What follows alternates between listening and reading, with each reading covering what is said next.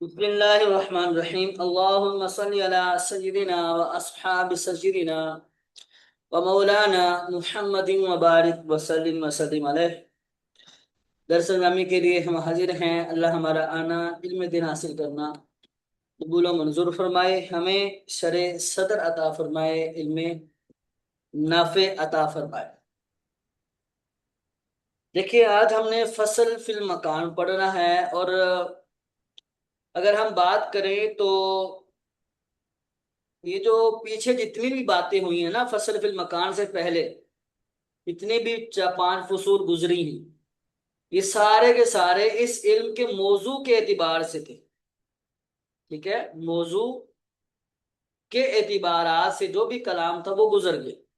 ٹھیک ہے، اب جو مقصود ہے اس فن کا، جو اس فن کا مقصود ہے اس کو بیان کرنا شروع کیا ہے، یعنی آراز عوارض ذاتیہ کے بارے میں بحث کرنا۔ ٹھیک ہے، دیکھو کتاب کا نام کیا تھا؟ ہدایت الحکمہ۔ حکمت کسے کہتے ہیں؟ ڈاکٹری کو، طبیب کو۔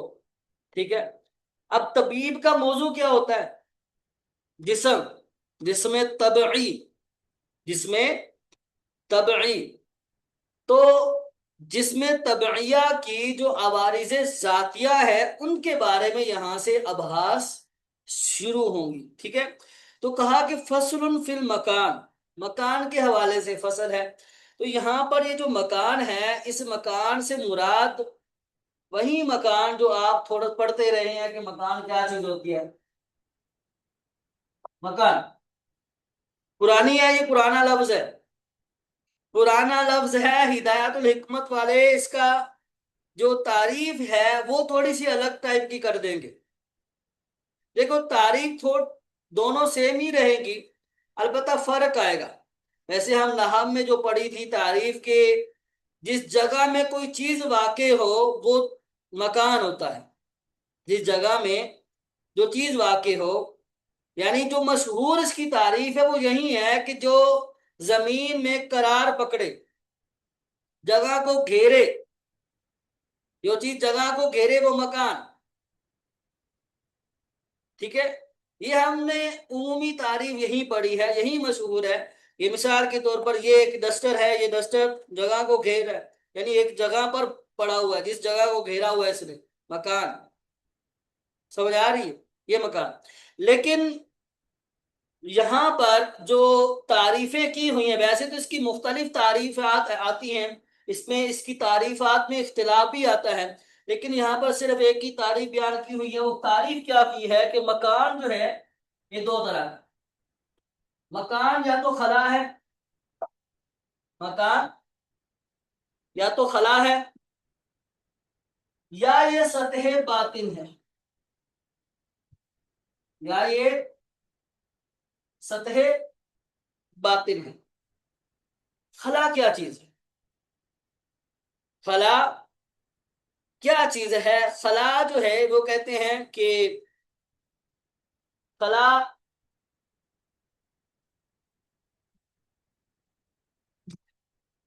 خلا میں دو چیزیں آتی ہیں۔ ٹھیک ہے، خلا جو ہوگا یا تو یہ خلا جو ہوگا لا شے ہوگا، خلا لا شے ہوگا، یا بود موجود مجرد عن المادہ ہوگا، بود موجود مجرد عن المادہ۔ ٹھیک ہے، تو کہتے ہیں کہ بھائی خلا جو ہے یہ بھی باطل ہے، یہ بھی باطل ہے، یعنی خلا لا شے بھی باطل ہے۔ ہم یہ کہیں کہ خلا لا شے ہے تو یہ بھی باطل رہے گا، اگر ہم یہ مانتے تو یہ بھی باطل رہے گا، تو یہ والا متعین ہو جائے، یہ والا متعین۔ جب اس کو ہم باطل مان لیں گے کہ یہ باطل ہے، یہ نہیں ہو سکے گا، مکان خلا کو نہیں کہتے، جب ہم اس کو باطل قرار دے دیں گے تو یہ والا متعین ہو جائے گا۔ ٹھیک ہے، اب اس کی بھی وضاحت کرتے ہیں، پہلے اس کی وضاحت سن لیں پھر اس کی طرف آتے ہیں ایک بار۔ ٹھیک ہے، بس اتنا بھی ذہن میں رکھ لیں کہ خلا باطل، ٹھیک ہے، نہ تو یہ لا شے ہے نہ یہ بود موجود انل مجرد، دونوں ہی باطل. جب یہ ہے ہی باطل تو یہ دوسرا متعین ہو جائے گا. ٹھیک ہے، اب یہ سطح باطن کیا چیز ہے؟ سطح باطن کیا چیز ہے؟ سطح باطن تعریف یہ کی کہ مکان یا تو خلا ہے یا سطح باطن ہے، یا سطح باطن ہے. مطلب کیا ہے کہ جس میں حاوی کی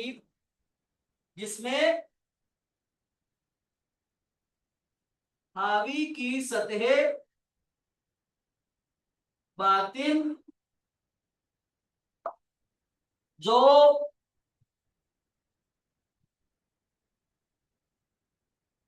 جس میں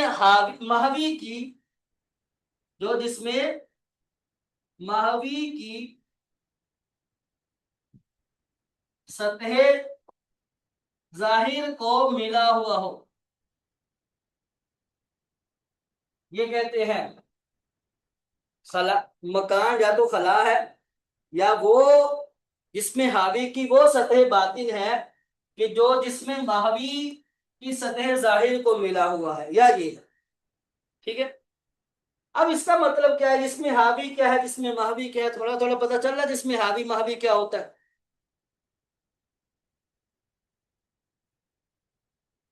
اب مجھے بتائیں، یہ میرا ہاتھ ہے، یہ دو جسم ہے، کہ یہ دسٹر اور یہ میرا ہاتھ،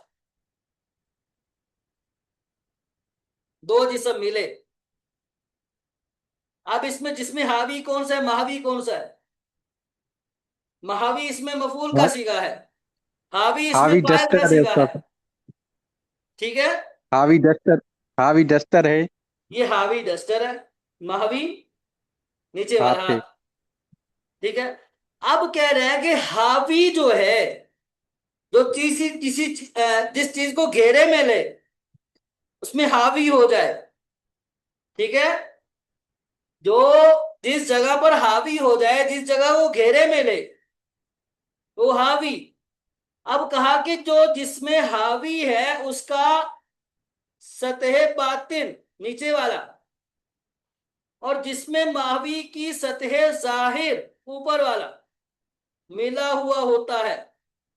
سمجھ آئی؟ جس میں حاوی محوی دو جی جسم ہے استاد نا، صاحب. یہ دو جسم ہے، یہ ایک دونوں ہاتھ ہے، دونوں ہاتھ دو جسم ہے. ٹھیک ہے، اب اس ہاتھ کا جو باطن ہے وہ نیچے، اور اس ہاتھ کا باطن یہ ہے، یہ باطن ہے اور یہ ظاہر ہے. جب دونوں ملیں گے، جس میں حاوی کا سطح باطن جس میں محوی کا سطح ظاہر ملے گا اسے سطح باطن کہا جائے.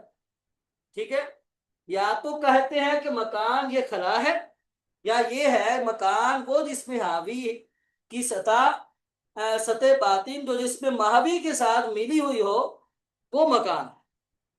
سمجھ آ رہی بات؟ یا یہ مکان ہے یا یہ مکان. سمجھ آئی بات یا نہیں آئی؟ اچھا، یہ والی سطح باطن کیا ہی بات،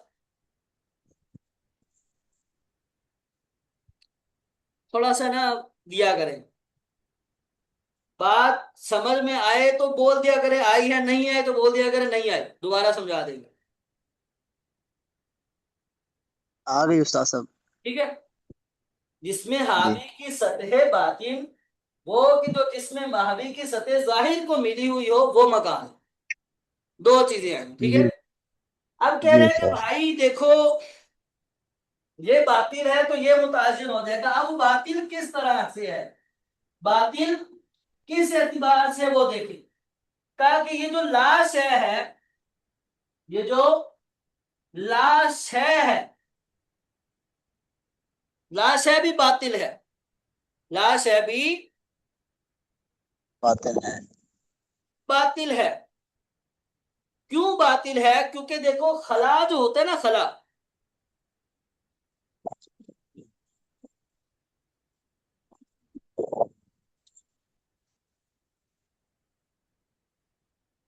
جو ہوتا ہے نا، یہ جو خلا ہے، خلا میں کیا ہوتا ہے؟ خلا کثیر اور قلیل کا، اس میں قلیل اور کثیر نہیں ہوتا ہے. اس میں قلیل اور کثیر نہیں ہوتا ہے،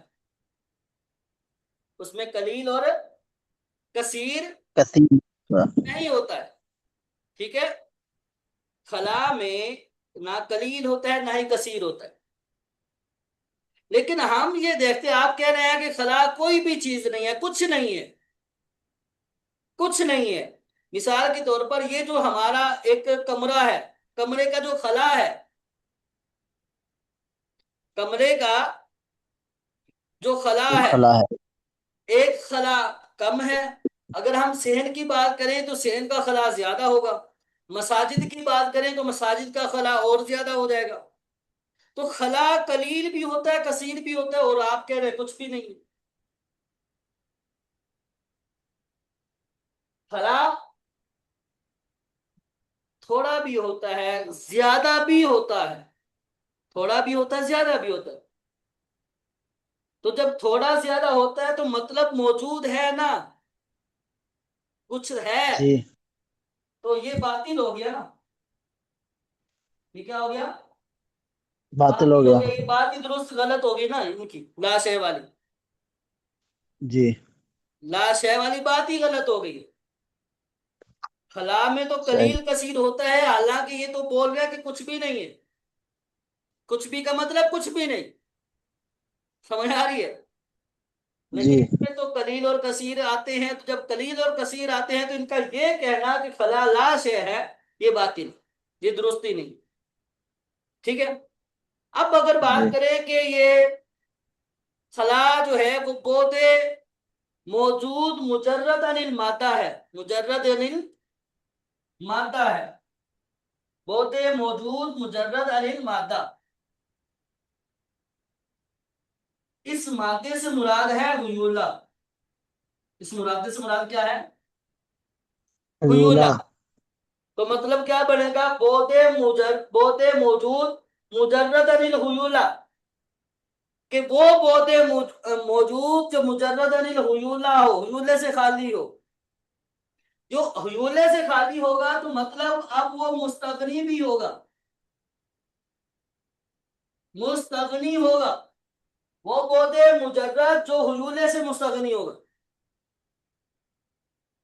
بود مجرد عن الحیولہ ہے، تو اس کا مطلب یہ ہوا کہ وہ بود موجود، وہ خلا جو ہے وہ بود موجود ہے جو مستغنی ہے حیولے سے، جو حیولے سے مستغنی ہے، یعنی اس میں حیولہ نہیں، اس میں حیولہ نہیں ہے۔ جب آپ اس کو حیولے کے بغیر مان رہے ہیں تو مطلب کیا بنا؟ تو اب یہ موجود نہیں رہے گا، کیونکہ موجود جو ہوتا ہے وہ حیولہ پلس صورت کا نام ہوتا ہے۔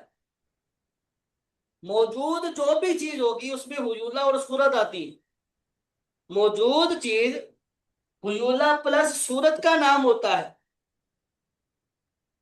موجود چیز حیولہ پلس صورت کا نام ہوتا ہے، اور آپ اسی حیولے کو خارج کر رہے ہو، نکال رہے ہو۔ اگر آپ یہ مان رہے ہو تو اس کا مطلب یہ بھی تو یہ کیسے صحیح ہو گیا؟ آپ یہ کہہ رہے ہیں نا بود موجود مجرد عن الحیولہ، جو حیولے سے خالی ہو، وہ موجود چیز جو حیولے سے خالی ہو، تو مطلب کیا ہے کہ وہ موجود بھی نہیں ہے نا۔ اب ان کا موجود کیسے ہوگی؟ کیونکہ موجود تو وہی ہوگی نا جو حیولہ اور صورت، موجود چیز میں حیولہ اور صورت ہوتی ہے، اس میں حیولہ بھی آتا ہے، صورت بھی ہوتی ہے، ٹھیک ہے؟ حیولہ پلس صورت کو ہی موجود کہتے ہیں، اور آپ حیولے سے اس کو مستغنی قرار دے رہے، تو یہ درست نہیں ہے، تو یہ کیسے درست ہو جائے گا بھائی؟ یہ جی اگر جی درست نہیں ہے تو یہ کیسے درست ہو جائے گا؟ جب یہ درست ہی نہیں ہوگا، یعنی کھچڑی سی بن گئی ہے نا۔ انہوں نے کہا کہ بود موجود مجرد عن الحیولہ ہو، کہ وہ موجود کہ جو حیولے سے خالی ہو، مطلب حیولے سے مستغنی ہو، اس میں حیولہ نہ ہو، لیکن اس کو آپ موجود بول رہے ہو، تو موجود تو وہ ہوتا ہے کہ جس میں حیولہ ہو، یعنی حیولہ پلس صورت کو ہی موجود کہتے ہیں، اور آپ آگے استغنا، آگے آپ اس کو میں مستغنی قرار دے رہے، علیحدہ کر رہے ہیں موجود سے، لیکن موجود میں حضور اللہ خود قائم ہوتا ہے، تو یہ کھچڑی سی پیدا ہوگی نا، جو آپ جس کو آپ ثابت کرنا چاہ رہے ہیں وہ ہو نہیں پا رہا، وہ ہو نہیں پا رہا، وہ لوگ حضولے کو نکال کر چیز کو ثابت کرنا چاہ رہے ہیں، لیکن وہ چیز خود ہی حضولے کے ساتھ قائم ہے۔ تو لہٰذا جب یہ نہیں ہوگا، ایک کھچڑی سی پیدا ہوگی، تو یہ چیز بھی باطل ہو جائے گی، یہ چیز بھی کیا ہو جائے گی؟ باطل ہو جائے گی۔